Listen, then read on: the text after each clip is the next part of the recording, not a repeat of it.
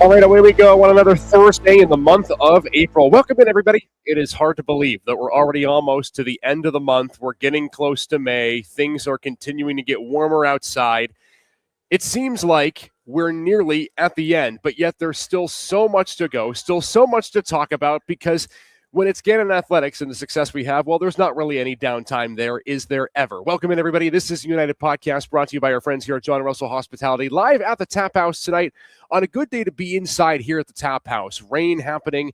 There's some wind as well. The weather hasn't been great today, but all the more reason for you to stop by and grab our dish of the day, which we'll show you in just a bit, or hang out with us here at the Tap House for about the next 45 minutes or so. Super excited for this evening's show. In case you didn't see it by the graphic above, our athletic director, Meghan Morphy, is going to be stepping in a couple minutes to talk all things from the winter and spring hybrid sports seasons. Of course, we had so many teams who just concluded their seasons, whether it be a week, 2 weeks, or a short while longer than that ago. So many great things to talk about from the winter season, and we'll hear her thoughts on just what's been the chaos, is what we're calling it, with the good chaos, because there's been a lot of exciting moments that have happened, and of course, championships in tow as well. So much to get to tonight. In addition to that, our top 5 plays of the week will return. We'll show you our Coach's Corner segment with softball head coach Michelle Wiley and a lot more. So without further ado, let's get right to it with our dish of the day to begin this Thursday evening, April 16th, here at 6 o'clock. Our dish of the day is...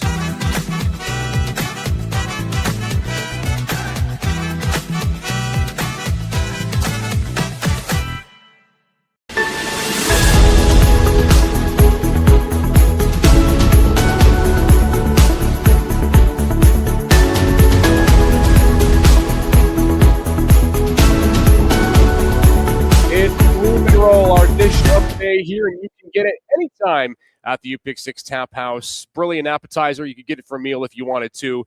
One of the great dishes that are here at the Tap House, and we are excited every week to present our dish of the day. All right, let's get into the show. Athletic Director Meghan Morphy joining us. I think you know where you're at. You've been literally around the globe and back. Are you hanging in there? Yes, you know what? It's been, as you said, incredible amount of chaos, but just so happy for our student athletes, so happy for our teams. I'm happy to be running around in circles, chasing them to all the great places they're going. It's been wonderful. Not the end of the world when we're having the success that we have had. No. Let's go back. We'll talk about teams individually in a moment, but when we go back to the start of March, we knew as a program how many opportunities there were for success this season. Yes. But did you even anticipate just what it would be in that 6-week stretch dating back to March 1st? And here we are now in the middle of April, and it feels like we've literally had a whole calendar year in 6 months.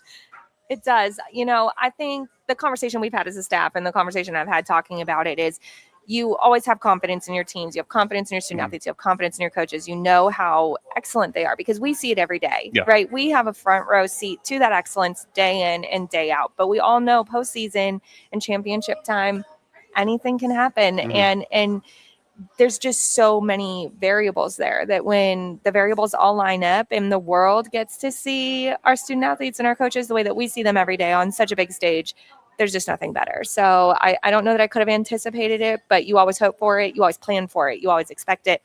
But to live it and experience it's been really, really special. It's funny. There was an article out there. I'm not sure who wrote it, but the headline was Gannon Athletics takes the country by storm. And in a way that's true, but also we've known it for such a long time. Yes. But now the national stage is just starting to get attention to it.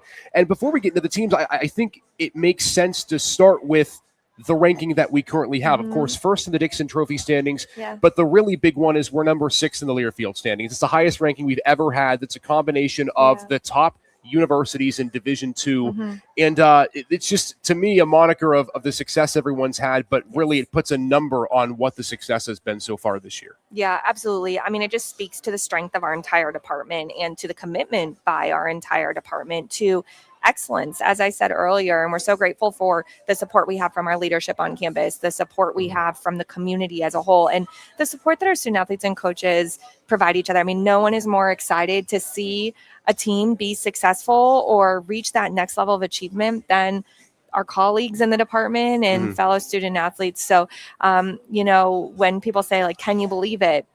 I can believe it. I see it every day, how incredible they are. but to have it recognized and for it to be so publicly available and for other people to see that, to see what we know we have and what we know is special, has just been a dream, really. And it's a culmination of so many years and years of hard work and commitment by former student athletes and former coaches and former administrators. So just really proud of our team for being able to bring that kind of ranking home to our campus. And you've been a part of Gannon Athletics for such a long time, Yes. right? First as a coach and then as an administrator, now as an athletic Yes. director. Take me back to your first few days on campus. What do you think has been the key to building to where we are now, where it's a national powerhouse program that every single sport is competing at the highest level? That's such a good question. That feels like, it was over 13 years ago. So actually, probably just about 13 years ago to the day almost. Wow. My first day on campus. My first day was late April.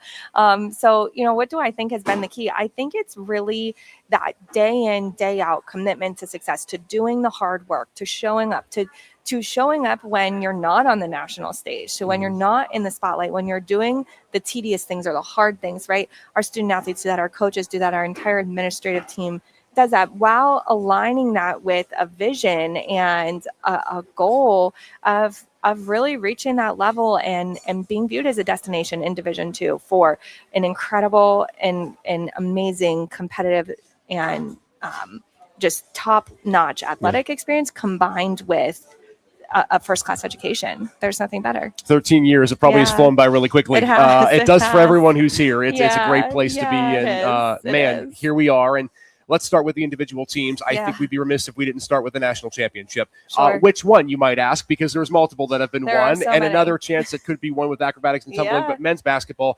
You and I were both in Indianapolis, and I remember I looked at you at dinner the night we won, and you almost had a look in your eyes of, it wasn't bewilderment, but it was, oh my goodness, like it almost felt unbelievable. Yeah. Has that gotten a chance to settle in yet, just the culmination of getting that first NCAA team title in program history? I don't know if it's set in, but it's so funny because I think, leading up to the postseason behind closed doors, my husband, who, is a Gannon employee and former Gannon coach and an alum here, there were multiple times where we said they have to win. They're going to win. Like anything else seems impossible, which is such a crazy statement to say that anything other than winning the national championship seems impossible. And so you don't dare say that out loud. But I think there was very much like a feeling and a certainty, a confidence in our student athletes and in our coaching staff because of the way they were playing, because of who they are, because of who we had seen them be all along. And so I still don't know if it's set in, because I know what that team national championship means to our community, what it means to our university, what it means to our entire department. And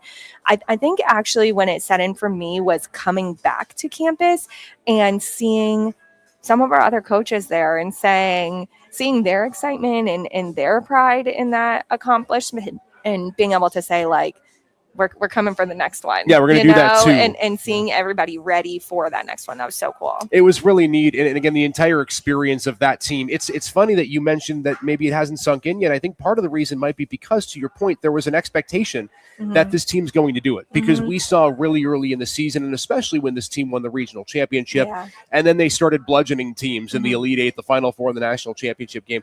Let me ask you about Coach Pizzoli. You and Lisa Goddard McGurk really worked together to help foster this transition when Jordan Fee left after 1 year, and immediately Easton was hired as head coach. Yeah. What about him at the ripe old age of 30 years old makes him so special and so dynamic at the helm of this team? Easton is one of the most authentic leaders that I have had the opportunity to work with. I mean, I just think what you see is what you get. He is so consistent day in and day out. His relationship building with those student athletes. I love sitting behind the bench because in any game, you hear him give instruction and timeout. You hear him give feedback. You hear him motivating the student athletes, but he gives them instruction and they might do, the play or the tactic that he suggested, and the shot doesn't go in, or it doesn't have the outcome that was desired. But you hear him say, great shot, great shot, great shot. And that's who he is. He's one of the most authentic leaders. I think I said this to you while we were in Indianapolis. Sometimes when he's in press and they ask him questions, I wish I could. You want to take the mic? Go up there and take the microphone so that I can talk about him, because he's so incredibly humble. He's a people first type of leader. He's incredibly authentic. And And so he's got an incredible future ahead of him. He's one of the greats for sure. No doubt. He had assistant coach Mike Chalice, Isaiah Yeah. Warfield, helping that team get Mhm. together. Him and Mike have been together now for the Yeah. last couple of years. They've been great together. And what a culmination of a team that has just done and did everything right. 34 wins to win the national championship. That takes us to national champion number 2 in one Dorian Crosby. Yeah. Not sure I've seen a more dominant run in any sport with one individual ever. That was one of those things where he comes back, and we know his story, right? Yeah. He's a dad. He's a husband. He's a school teacher. How in the world he had time to even wrestle is beyond me. I mean, we see our jobs and how busy we are. We both have kids, and I don't even know how the heck I'd play a sport. No, me either. What from your eyes with Dorian Crosby and just getting to see him come back and accomplish that goal that he ultimately had at the beginning of the season? Yeah. You can see Dorian's heart the minute you meet him. I mean, he's just such an open book, and I think competes with such intensity that sometimes you miss the passion and the joy that he competes with. I think that's really evident. So watching him compete all year was just, you could see that joy in him, and the intensity was there. Of course, it has to be, but I think when you can watch a student athlete compete with that kind of love for the sport and love for their team and love for their coaches, that just kind of takes it to the next level. And I really believe that taking it to that next level is how he landed with that championship, in addition to all that hard work. But yeah, little kid at home, I don't know how he did it. Truly impressive accomplishment. That shot right there, one of my favorites of the year. He did it for her. He did it for his wife, did it for the school, and he did it without any pressure. I mean, he never felt pressure, and he said he's never felt pressure. Yeah. And the men's wrestling team never seemed like they were under pressure as a whole. They win the PSAC championship. They win the regional championship. They send 9 to nationals, and they were a point away from having a 10th. Tom Boyd's got something special at Gannon. He's taken Don Henry's mantle, and he's ran with it, hasn't he? He really has. And, Tom and I go way back. Tom and I actually shared a wall when I was the head coach and he was the assistant coach. And so it was just really special to watch the journey that entire team had each year. I think what I just said about Dorian, you could apply to the entire team. They just were so focused and competed with a level of intensity that I really appreciated. But their sense of brotherhood and their team approach to wrestling was just so incredible. I unfortunately was not in Sioux Falls with them, but I was in East Stroudsburg at the regional and just had so much fun watching them compete all day, seeing them interact. They were dominant in the region, to say the least. And that was just a really fun experience to see the team as a whole achieve at that level. And again, I think speaks to the culture that Coach Boyd and Coach Henry prior to him have really built within that program. It's so special and really, really fun. So just so much fun. I can't say that enough. Yeah, hard to find a program with more dedication than that one, and they deserve it, everything that they had, and they're going to be back next year with a lot of the student athletes back that were in the lineup. They sure are. We wish Dorian had another year of eligibility. It's okay. He has bigger and better things to worry about now. Let's switch gears and go to a team that's near and dear to your heart, a team that you used to be the head coach for, and a team that just got done with their Daytona competition in competitive cheer and dance, and a historic milestone for specifically one of the competitions in the game day program, finishing in the highest spot in team history and second. Really just an incredible run to what was an amazing season, in part because head coach Kelly Mikowski was getting ready and then ended up having, again, one of the greatest joys you could ever have in a child. And she comes back, rode to Daytona, and she coaches this team to a historic milestone. Take me through just the joy of getting to see that team do as well as they did in Daytona. I think I've said this a couple times. One of the greatest joys I have in my position as an administrator is watching all of our coaches who were once student athletes here. We have a handful of them now who were student athletes during my time as a coach or during my time, early in my career as an administrator. And so Kelly's no exception to that. I've known Kelly since she was 17 years old and recruited her here. So her having this incredible moment with her family, having her first child, husband also Gannon alum, great football student athlete here. So that was really cool. And to see her come back and coach that team to the finishes that they had, that second place finish was historic for the program. I was so happy to be there to witness it and so happy for Kelly to be, leading the team in that accomplishment. And we also had our hip hop competitive dance program third place in a stacked division for the third consecutive year. I mean, they are knocking on the door of that national championship. They have been so focused on hip hop, and that's only a 7th-year program, 8th-year program. Eighth year. This was their 8th year. Yeah, 8th year. So for them to sort of like enter into that space so quickly and so consistently, and to really be applying that pressure to teams that have been a dynasty in that division for decades is just incredible. So proud of them, and so happy I was there to see it. And we talk about how important team chemistry is to success. Hard pressed to find a team on campus that has more team chemistry than those two teams right there. Yeah, they're really incredibly integrated.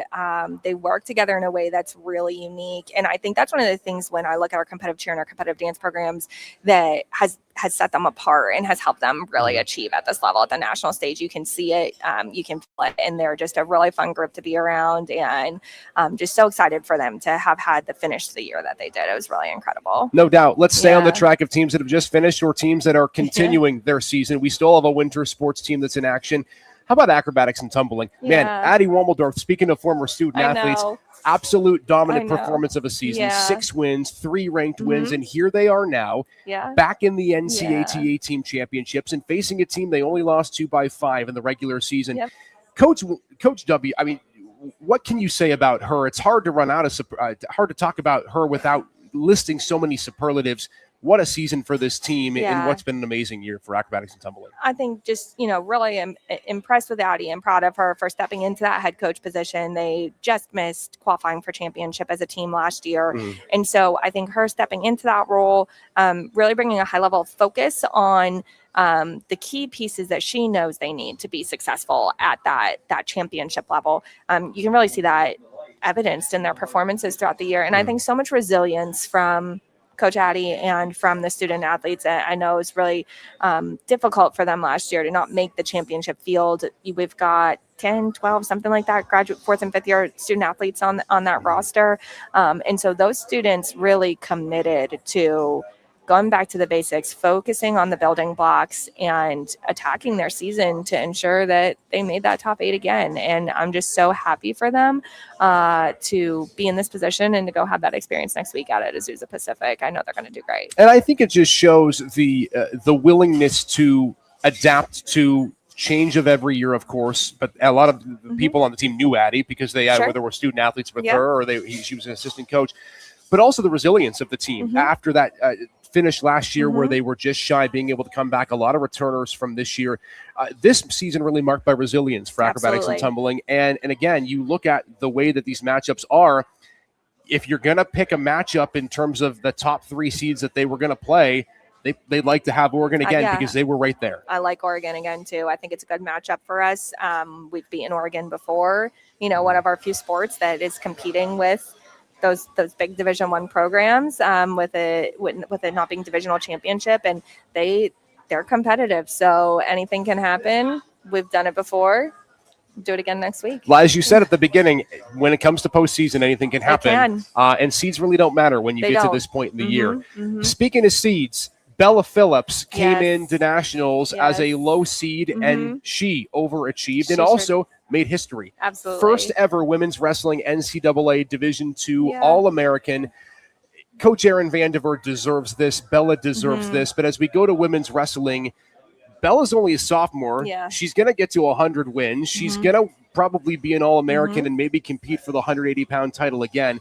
It was such a joy to get to watch her just do what she did and make history on the women's wrestling side. Yeah, and Bella is so sort of unassuming when you're talking to her, and just like very calm, collected, kind of on the quieter side, and she's not quiet when she wrestles, and so it was really great to see her achieve at that level. I know she said it was such an incredible experience, and certainly her name will go down in the record books. I mean, first women's wrestling NCAA All-American. I think to have Gannon represented at the first NCAA championship for women's wrestling is just an incredible moment that can't be overstated how important it is for Gannon, for Bella, for our women's wrestling program, but for women's wrestling as a whole. And just so proud to have been part of that, because this is just the beginning. and so excited for what's ahead for Bella, but for everyone that I just mentioned. Yeah, I will say it was so impressive to see the display that the NCAA put on for women's wrestling, really showing why it's such an important sport, why it is an NCAA sport now. And of course, acrobatics and tumbling will join that mantle next year as well. But you look at some of the other accolades for women's wrestling. They had 7 dual meet wins. Lily Ufalji, who, I mean, is going to go down as right now probably the greatest women's wrestler in Gannon history. Over 100 wins. She owns the program record. That program is suited very well to have a meteoric rise, and they've already had one in the next couple of years. Yeah, absolutely. I mean, they've already established themselves on the national stage, and it's only up from here. I think they're positioned really well. You know, you mentioned Lily reaching that really important program milestone, and on senior day, when she finished wrestling and she won her last match here at Gannon, I mean, it honestly brought me to tears, because just seeing the emotion and what it meant to her to have had the career that she had at Gannon, and, you know, again, just like the mark she's left on our program here is just incredible, and just so excited for the great season they had, and also that knowing that it's just sort of like a glimpse into what's ahead it's really exciting. Yeah, if you call that the appetizer, man, the entree is going to taste really darn good. Exactly. Let's keep going with winter sports. We could be here for hours, but we've got more to talk about. We do. Ho-hum, Cleve Wright leads Gannon women's basketball to a 6th straight NCAA tournament appearance. What else is new? They had 3 1,000-point scores this year.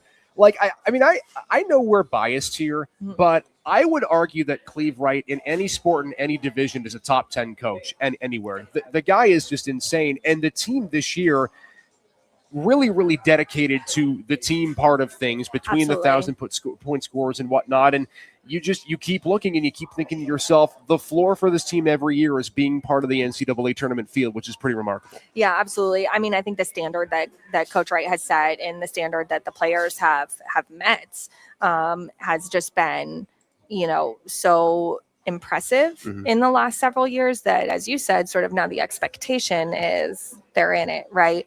And I don't know how much everyone who's more of like a casual fan of Gannon basketball realizes the incredible adversity that they face this year. So I think your comment about the team component, you know, with some of the challenges that they face just as far as wellness and injuries and such, you know, they performed at a level that I don't think people realize how impressive it was. And so, again, we see that every day because we see the work that's getting put in and we see how the team is adjusting and we see how they're managing that adversity and those challenges that they're facing.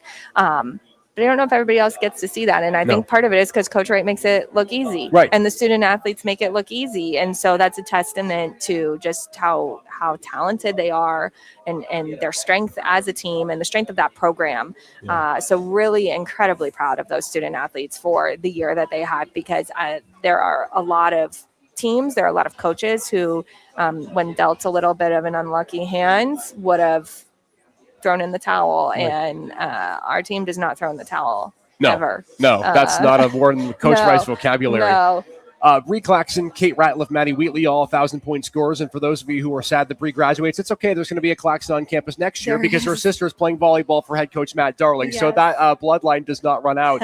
And the other thing, too, that I want to touch on with women's basketball is we may forget about this because it was literally 6 months ago, but hosting the D2CCA Tip-Off Classic, which was just an incredible tournament to bring to the Erie area. Absolutely. I mean, we're so grateful to the community for the way they came out to support that event.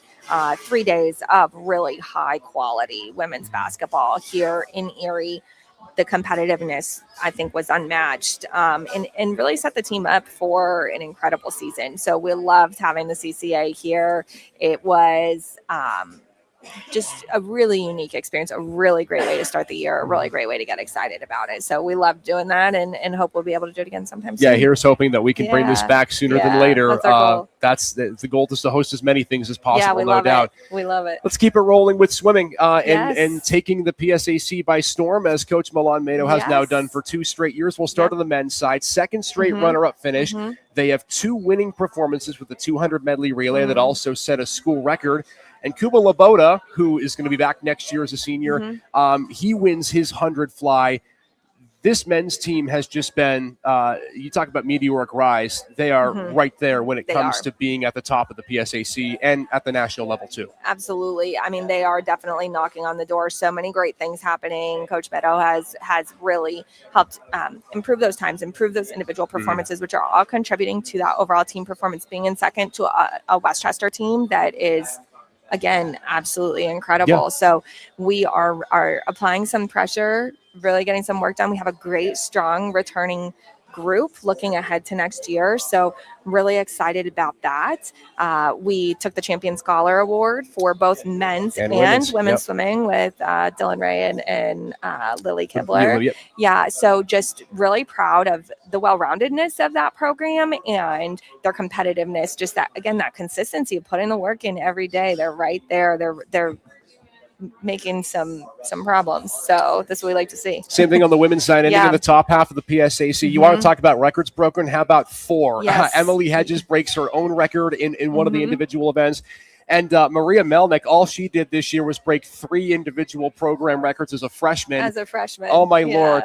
This women's team's right behind the men's team and about to catch them when it comes to getting right there at the end. Yeah, the future is so bright. And I think you look at the composition of that roster, you look at, Maria really sort of coming onto the scene and having an immediate impact. Milan has done an incredible job recruiting, an incredible job at just keeping consistent and improving those times and applying that pressure. So women's team is right there and excited for what the future holds for them as well with the way their roster's looking heading into next year. Let's go from one Maria on a women's team to another Maria on a women's team as we talk about women's water polo. How about Maria Martinez in her freshman season, second in the WWPA in scoring, lit the world on fire, and was really one of the leaders of this women's water polo team in their season. It's so fun to watch play. It was really interesting to see her impact in the pool. Again, as a first-year student here in a highly competitive conference, water polo is such a niche sport in a small community. And so to see someone come in and really have that sort of immediate impact in their first year was just really cool, because that's a sport, all sports are like this, but especially water polo. I think like getting used to the college game sometimes takes a minute, and she just didn't need a second. She jumped right in there. And I think really it was nice to sort of see that balance. We saw incoming first year student really sort of having an immediate impact and really kind of like catching everyone on the back heels a little bit, I think. And then we see outgoing senior Molly Fair, also named to that all conference team and really being recognized for the work that she's done in the pool over the last 4 years as another really strong leader in that program. So seeing Maria coming in sort of like that new fresh face and kind of what the future looks like, and seeing Molly really delivering a strong senior year with that entire roster really working, again, super cohesively in an incredibly competitive conference, incredibly challenging game to play, again, at the Division II level. So just really proud of the work that they did and excited for them to celebrate their season and look forward to the future with the roster that they've got. Yeah, you think about in terms of being right there. I mean, you make the argument if the game in the quarterfinals was 2 minutes longer, they probably would have ended up getting through then your semifinal bound. You mentioned Molly Fair with a great season. Maria Martinez, a great season. Isabella Trunzo did not get any time off in the net. She was a big backstop there for the Golden Knights. She was incredible. And like you said, a lot of student athletes that return next season, and it sets the program up well for Coach Sadakovic. Only 2 seniors, Exactly. So they've got a lot to look forward to as well. Absolutely. And just what's been an incredible winter season. So that's the athletic portion of it. And then you kind of touched on this a second ago, Megan, with the academic portion of this. We are now up to 6 PSAC champion scholars between the fall and the winter. We continue to have great grade point average and whatnot. And we know how important the academic part of this is. Our student athletes killing it both in the field of competition and in the classroom. Absolutely. You know, I mentioned our men's and women's swimming champion scholars. We also had Victor Desmond from men's basketball recognized as champion scholar in the winter sports season. So we've really dominated those champion scholar awards in the conference, which is such an incredible achievement. Our department cumulative GPA is reaching new records every time I turn around. So really proud of our student athletes for their commitment to their education and striving for excellence in the classroom as well. We had an incredible Make-A-Wish reveal. Right. I don't think I've been on the podcast since. I know you all have talked about Make-A-Wish, but it's one of my favorite things to talk about. I'm so proud of our student athletes for the way that they really come together for Make-A-Wish. On reveal day, but then also throughout the entire year. So they're continuing their fundraising efforts. I think we've already exceeded $13,000 raised this year. So anybody who's listening, please keep donating to Make-A-Wish. This is just fundamental to our student athletes' identity, I think, at this point, and what they as an entire department have really committed to. And I just think the work of Make-A-Wish resonates so much with them and resonates so much with our staff.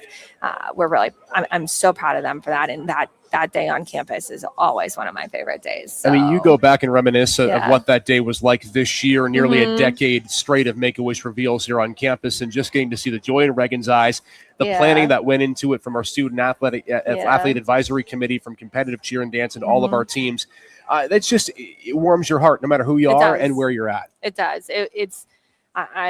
There are no words for it. And I mean, we could not even fit all of our student athletes in the building. I mean, they just kept coming every time I turned around and seeing how excited they are to be part of that for Reagan and her family, and their commitment again every day to really staying true to that cause and staying true to the work that it requires to have that big moment. I think that's another example of, you do the little things every day. You do the hard things every single day, where they're bucketing, they're doing fundraisers, they're raising awareness.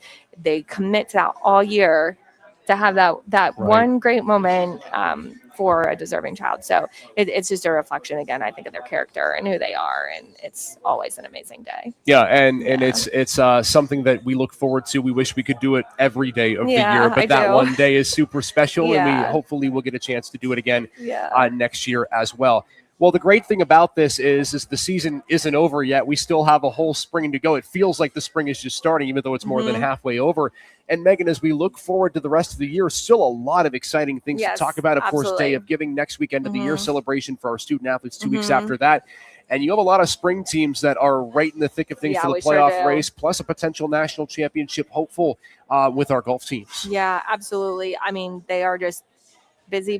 Yeah. I can't even keep track of where they are all the time, but everybody's really kind of starting to it sounds like say find the rhythm, but with the weather and our delays and such, it feels like we're in full go now. And seeing, baseball just set an important program record, 9. Am I saying the right number? 9 saves for Logan Ayers. Saves. I thought it was 9, but I had to fact check myself here with sports information. And then Emma Smerick with 73 steals, also setting a program record. Yep. So huge time for them to really be like hitting their stride. And I think that's sort of what I've seen with both of those programs. So really excited as we sort of close in on conference championship for them.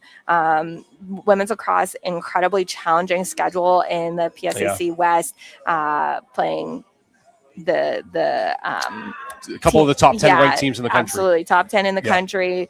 Slippery Rock National Championship game last year. So, just such talent. That's another conference that I say to people, like, I don't know if people realize in that sport specifically, just truly how competitive our conference is. It's unbelievable. So seeing them hit some important program milestones there. Charlie Hunter got a big 100 one. Career goals for Charlie. I knew that. Again, couldn't remember the number, but I knew Charlie Hunter had a big one earlier. So seeing them continue to be competitive with programs who are ranked in the top in the country, just really proud of them. And men's and women's golf are, again, in a good spot heading into their postseason. We got women's golf at conference championship next week out at Kutztown. Just talked to Coach Stano earlier today. He feels like they're in a really good spot, in a great position heading into that tournament, a great headspace, and looking ahead to regional for both men and women, hopefully that week following. So really excited about where they're both positioned, and I think I covered everyone, right? Baseball, softball, lacrosse, both golf. We have to go over it because we quite literally have so many programs that are doing so many great things. I don't want to miss anybody. I feel you the same way there. What is going to be? I know we still have a little while to go with this year, Megan, but your first year as an AD, my goodness, what a crazy great year to be in your first season. What will you reminisce maybe when you look back, when we get to June, July, have a little bit of downtime about this year so far and what we expect to come, about what it has meant to you to get to be at the helm of this program and the success that we've been able to have? Oh, that's a good question. Again, when people ask me, like, can you believe how well the teams are doing, or did you ever think this could have happened? My answer is always yes. And Isaac knows this because I'm saying this to our staff all the time. Of like, we're planning for the championship. Oh, yeah. Every sport, every year. We plan before the season even starts. Yeah, like we are planning for championship, Right. and we are anticipating championship. And so, I think my takeaway would not necessarily be like one moment or one experience, but I've had so many opportunities to say to people, I'm just so happy for our student athletes and so happy for our coaches. I'm proud of them all the time. I'm proud of them all the time because of who they are and what they do in that daily work. And I'm proud of our team as a whole for all of that. But those moments where you get to celebrate it and you get to share it with other people and you see it all come together in such a really meaningful way, those moments are so special. And I can't pick just one. There's so many of them from this year. And, we're so grateful for that. And I just am so happy for our student athletes, our coaches, our entire team when that moment happens for them, because I know how hard they've worked for it and that they've earned it. And I'm proud of them for all the work that they had to do to get there. But in that moment, I'm just happy for them. So. What a year, and we still have a couple more months left to go, so super excited to see what comes next. But Megan, I know it's been busy for you and for everyone, and so hopefully get some sleep tonight or tomorrow. You too. We're going to try. Hopefully our kids sleep well tonight. That's the plan. Fingers crossed, the kiddos. But thanks again for coming on. I know everyone really loved having your inputs, and we'll talk to you again at the end of the spring season. Thanks so much. Go Knights.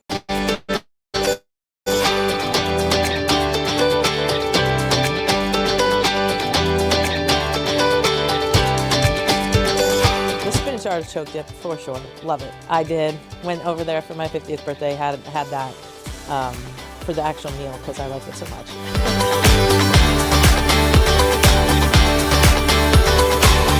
Yeah. So I mean, it's a great atmosphere. Love it. We've done it a couple different ways. Like I went over there for my birthday, but then we actually take a lot of our recruits over there for the lunch with their parents as well. I mean, right now, we're starting our second half and we're 1-0 in the second half. So our goal is just to continue to improve every time and to make it to the PSAC tournament.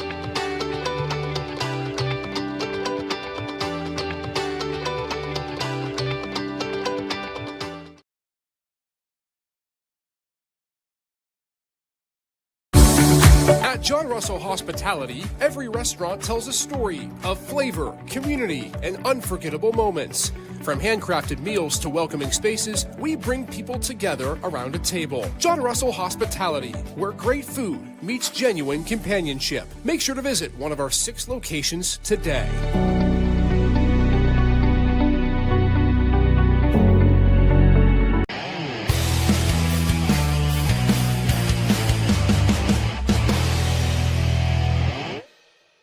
All right, let's take a look at what's on tap for this weekend. We still have much more left to go in the season, as we just heard from Athletic Director Meghan Morphy. We thank her for spending some time with us on the United podcast tonight.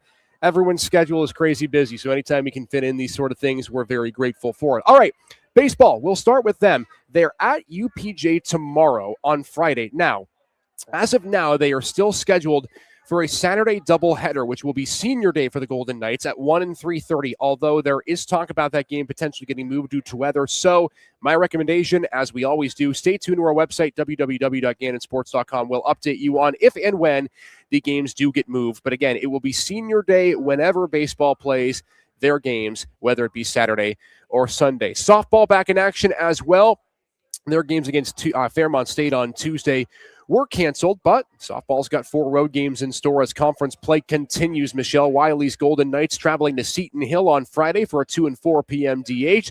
Then it's at Cal at 1 and 3 o'clock for a doubleheader as well for the Golden Knights. They'll be back home next week. Don't worry, they still got plenty of games left at home, including senior day for softball next Saturday. Women's lacrosse finishing up their game against IUP yesterday. There will be at Lock Haven Saturday for a noon start. And then again, men's golf, it'll be their final tournament before they hit the road. This is actually the IEP tournament wrapped up this past week. Gannon will be at UPJ coming up on Monday and Tuesday for their final tournament before we get to the regional for the men and, of course, PSAC championships for the women, which start middle of next week as well. A couple of announcements for you. By the way, if you're interested in men's basketball national championship gear, you can get that gear through May 17th. A lot of people have been asking about it. You can scan that QR code or go to our website, GannonSports.com, if you want more info on how you can get some championship gear authentic from the NCAA and from our partners at BSN Sports. Make sure to check that out today. As we were talking about and hinting with Day of Giving as of tomorrow will be 1 week away. You can scan that QR code to learn how to give your gift to Gannon Athletics and some of our specific programs to help make a difference in our student athletes' life and give them the opportunities that they deserve to be able to compete for championships at the very highest level. Day of Giving is coming up in just about a week. It'll be next Friday, the 24th. Also, we'll have more information on a live stream that we'll be bringing back from last year. We'll be doing it again this season for our Day of Giving as well. Our end of the year celebrations coming up as well. And the reason I show you a picture collage is because starting on Monday, you, the fans, can vote for both our athletics play of the year and our action photo of the year. We're doing that new this season. Our action photo of the year will accompany our play of the year.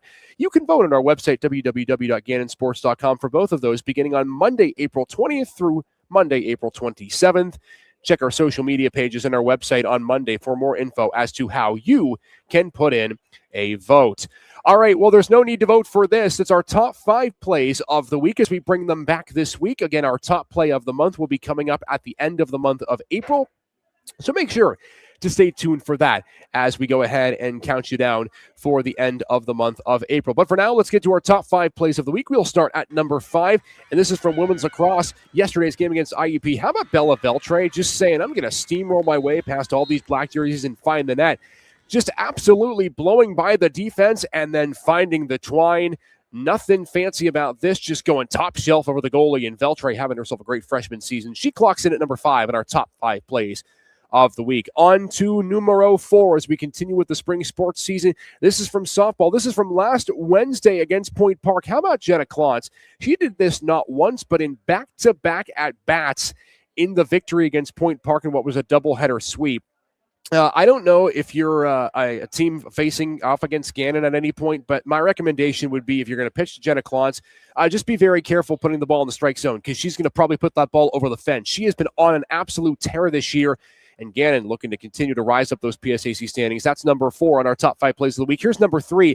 Gannon Slippery Rock, 1-0 top of the 7th. How about Hunter Troiano? Is that Derek Jeter? Well, it's no, but he wears the same number and he makes a very similar play. Look at Tro into the hole, and doesn't really matter. The laser beam on the gun of the shortstop. And then also a credit to Wes Parker for doing the splits and taking that ball off the dirt.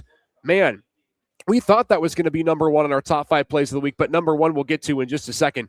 That's going to be with baseball as well. Number 2, again, want to shout out competitive cheer and competitive dance. Game day performance with competitive cheer, a highest finish in program history, taking 2nd overall, 2 third-place finishes for hip-hop and team performance in a very, very crowded and competitive field. Congratulations to head coach Kelly McCaskey and the Golden Knights on an incredible season. And as Megan said, they continue to just rise up and challenge those traditional powerhouses for the top spots in all of NBA and NBA. But at number 1, this was when Gannon came home